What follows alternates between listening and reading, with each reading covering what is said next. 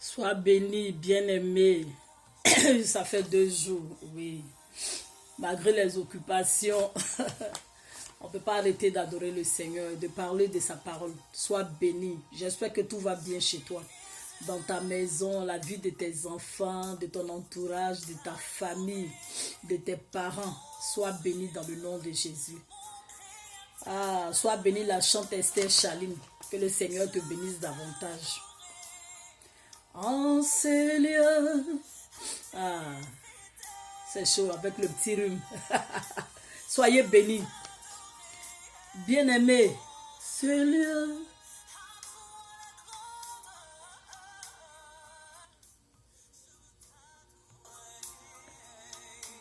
Soyez bénis.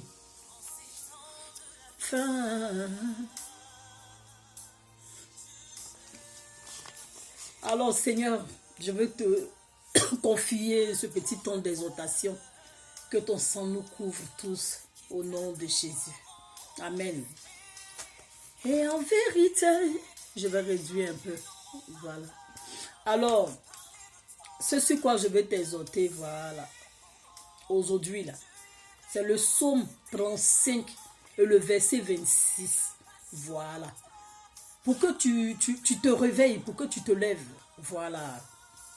Le psaume 35, je vais lire rapidement. Le verset 6 dit que tous ensemble, ils soient honteux et confus. Ceux qui se réjouissent de mon malheur, qu'ils revêtent l'ignominie et l'opprobre, ceux qui s'élèvent contre moi. Alléluia. Amen. La Bible dit au psaume 35, au verset 6, que ceux qui te combattent, là, ils soient tous honteux et confus.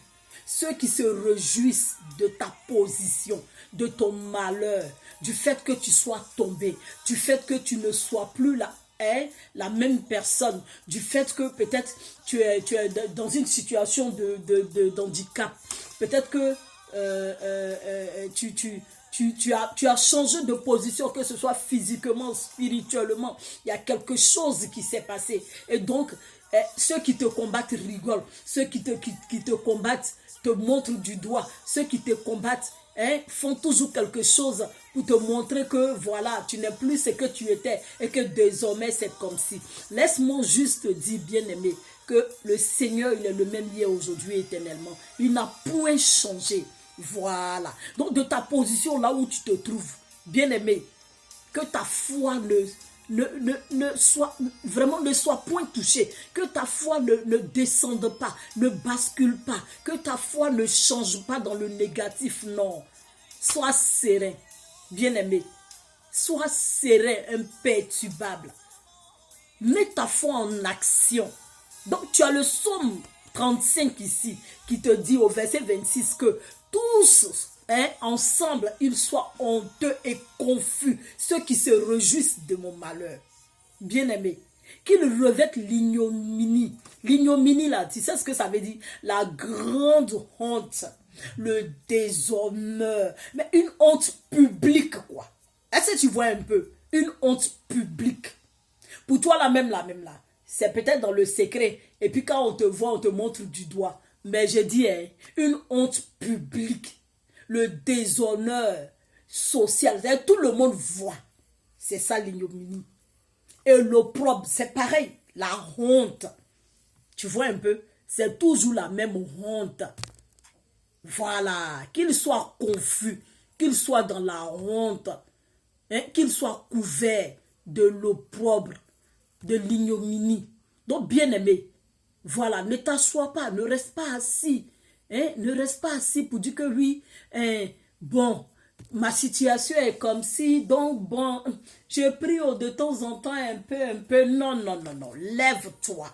Prends le psaume 35 et puis tu t'assois. Tu dis, Seigneur, je refuse, je rejette cela. C'est pas ce que ta parole a dit. La Bible dit que ton sang a coulé pour que je ne vive plus toutes ces choses-là. Au nom de Jésus, dans ton sang-là, il n'y a pas la mort. Dans ton sang-là, il n'y a pas la mort physique, il n'y a pas la mort dans tous les autres domaines de ma vie. Il y a plutôt la vie dans ton sang précieux. Dans ta résurrection, il y a la vie et j'ai été ressuscité avec toi. Au nom de Jésus. Donc lève-toi, je dis bien-aimé, lève-toi. Le psaume 35, tu peux utiliser tout l'ensemble du psaume.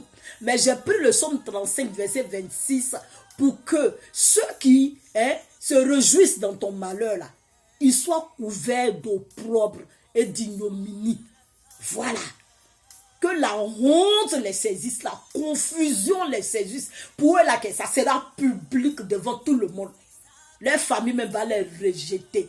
Pour dire, ah, ça c'est la honte de la famille. Parce que eux, ils te combattent. Ils sont toujours là pour que toi, tu sois toujours plus bas que terre. Pour ne pas que toi, tu sois un jour élevé. Si tu avais été élevé une seule fois, quelques minutes là, eux, ils vont te combattre une fois qu'ils savent ce qui se passe dans ta vie. Ou bien s'ils ont été informés de ce qui se passe dans ta vie, ils vont faire de sorte que tu puisses redescendre encore dans le trou. Mais bien aimé, c'est ce que le psaume 35 a dit. Lève-toi. Voilà. Pour qu'ils soient couverts de honte. Ceux qui se réjouissent de ton malheur. Ceux qui se réjouissent de mon malheur. Qu'ils soient couverts d'opprobre.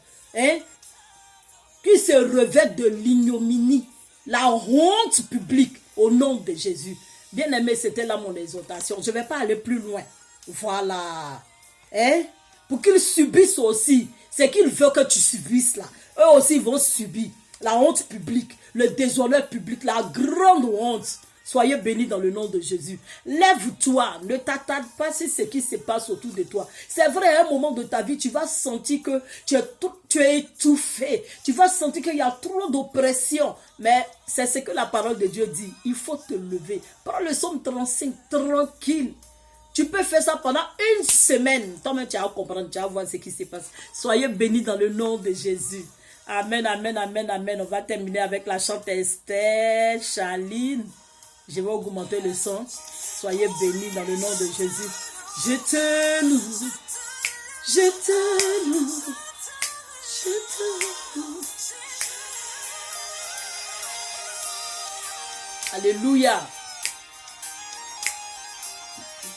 Soyez bénis dans vos familles. Soyez bénis dans votre boulot. Soyez bénis dans tout ce que vous touchez au nom de Jésus.